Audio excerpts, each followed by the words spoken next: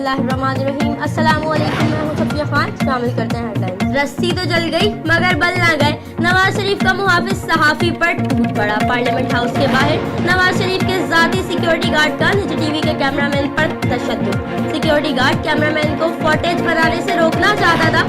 Speaker कौमी assembly ने अरकान के गार्ड के पार्लियामेंट में दाखिले पर पाबंदी लगा दी।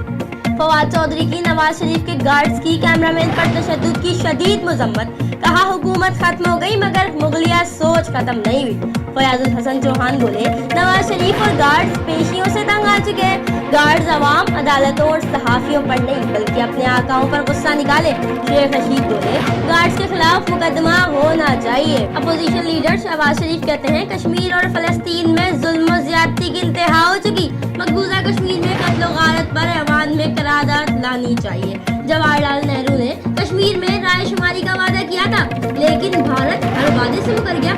वन व्हीलिंग करने वाले नौजवान हो जाएं होशियार।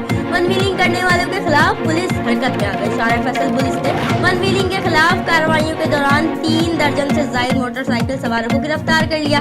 वन व्हीलिंग करने वाले नौजवानों के खिलाफ ऑपरेशन एसएसपी ईस्ट की हिदायत पर किया जा रहा है। कराची में एसएसपी मलिर की हिदायत पर जिले के तमाम थानों की हदूद में स्नैप चेकिंग का सिलसिला जारी। जिला मलिर के दाखिली और खारजी रास्तों पर मुश्तबा अफराद की तलाशी और गाड़ियों की चेकिंग की जा रही है। पेट्रोलिंग और स्नैप चेकिंग करने वाले तमाम पुलिस एहलकारों को बुलेट प्रूफ जैकेट पहनने की हिदायत जारी। फिर वक्त इतना ही। मजीद खबरों और अपडेट्स के लिए विजिट कीजिए हमारी वेबसाइट csnlive.tv। इसके अलावा आप हमें ट्विटर और फेसबुक पर भी ज्वाइन कर सकते हैं। देखते रहिए CSN।